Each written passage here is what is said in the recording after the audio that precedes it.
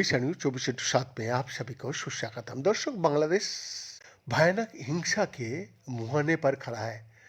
आज पूर्व प्रधानमंत्री शेख हसीना को उनके कथित अपराधों के लिए इंटरनेशनल क्राइम ट्राइब्यूनल सजा सुनाएंगी और इस फैसले को ढाका में बड़े स्क्रीन पर लाइव दिखाया भी जाएगा। इसके अलावा इसे फेसबुक पर भी देखा जा सकेगा। इससे पहले बांग्लादेश में जबरदस्त टेंशन है, यानी कि मोहम्मद यूनुस की सरकार ने इस दौरान हिंसा आगजनी करने वाले को देखते ही गोली मारने का आदेश दे दिया है।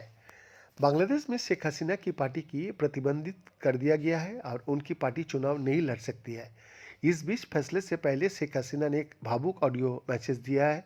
शेख हसीना ने कहा कि अन्याय करने वाले को एक दिन बंगाल की धरती पर जनता सजा देगी। इसलिए मैं सबको बता दूं कि डरने की कोई बात नहीं है। मैं जिंदा हूँ, मैं जिंदा रहूँगी, मैं देश की जनता का साथ दूंगी और अगर इंशाअल्लाह इन अपराधियों को बंगाल की धरती पर सजा भी दूंगी। वही 78 वर्षीय शेख हसीना का बेटे सजीब वाजेद ने रविवार को कहा कि अगर उनकी पार्टी पर प्रतिबंध नहीं हटाया गया तो उनकी पार्टी आवामी लीग के समर्थक फरवरी में होने वाली राष्ट्रीय चुनाव में बाधा डालेंगे। उन्होंने चेतावनी दी कि विरोध प्रदर्शन हिंसा में बदल भी सकता है।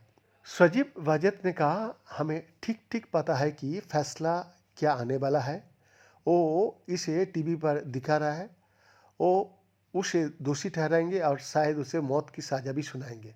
बता दिया जाए कि बांग्लादेश की सरकारी वकील ने 78 वर्षीय हसीना के लिए मृत्युदंड की मांग किया है। वाशिंगटन डीसी में रहने वाली सैयद ने कहा, वो मेरी माँ का क्या कर सकता है। मेरी माँ भारत में सुरक्षित है, भारत उन्हें पूरा सुरक्षा दे रहा है। इस बीच बांग्लादेश में कई जगह से हिंसा और प्रदर्शन की खबरें मिल रही है। ढाका में मोहम्मद यूनुस के सलाहकार सैयद रिजवान हसन के घर के बाहर क्रूड बमों से हमला किया गया है। यहाँ आगजनी भी हुई है। वही कॉक्स बाजार में भी हिंसा की खबरें हैं। यहाँ शेख हसीना की पार्टी आवामी लीग के कार्यकर्ताओं ने हंगामा किया है। कई शहरों में हंगामा और हिंसा की खबरें हैं। इधर शेख हसीना के खिलाफ फैसला आने से पहले छिटपुट आगजनी और देसी बम से हमले के बीच ढाका और अन्य क्षेत्र में रात भर सुरक्षा कड़ी कर दिया गया। अंतर्राष्ट्रीय अपराध न्यायाधिकरण बांग्लादेश के फैसले से पहले हसीना की अब भंग हो चुकी है कि आवामी लीग द्वारा 2 दिवसीय बंद की घोषणा की खबरें के बाद अधिकारियों ने कड़ी सेना, अर्धसैनिक और पुलिस चौकसी का आदेश दिया है। बीएन का एक्सक्लूसिव रिपोर्ट, विषाणु 24/7 रांची।